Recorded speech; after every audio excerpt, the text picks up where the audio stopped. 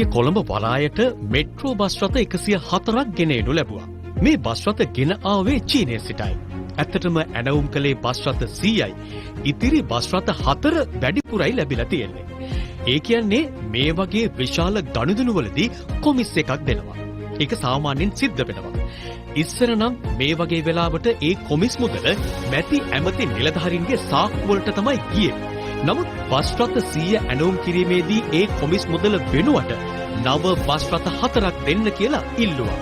දැන් මේ ගැම්මටම ඉදිරියේදී ලංගමේට තවත් මෙට්‍රෝ බස් රථ 200ක් සහ ඉන් අනතුරුව තවත් නවීනතම බස් රථ 600ක් ගේන්න නියමිතයි.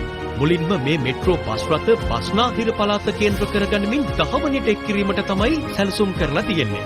මේ වන විටත් කඩවත සහ රත්මලානේ නව මෙට්‍රෝ සේවා අංගන ඉදිකිරීම ආරම්භ කරලා තියෙනවා.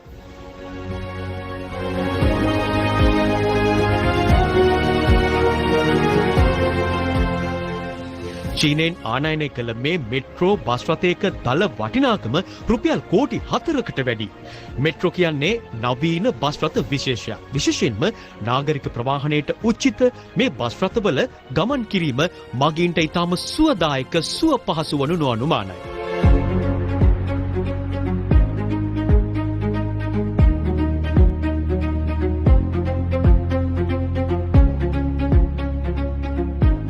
දැනටම ලංකාවේ දුවන මේ බස් රථවලට විශාල ඉල්ලුමක් මගීන්ගෙන් තිබෙනවා.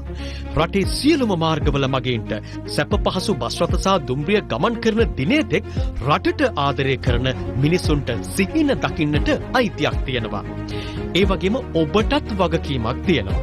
මේ බස් රථවල බුලත් කෙල ගැසමින් සීට් උඩ කකුල් තබමින් සීට් කුරුටු ගාමින් සතියෙන් දෙකෙන් මේ බස් රථ විනාශ කරන්නේ නැතුව ශිෂ්ට සම්පන්න මගියෙකු ලෙස ගමන් කිරීමට ඔබ අප සෑම දෙනාම වග බලා ගත යුතුයි. මේ ඔබේ මගේ පදු මුදල් බව සිහි තබා ගැනීම අත්‍යවශ්‍යයි.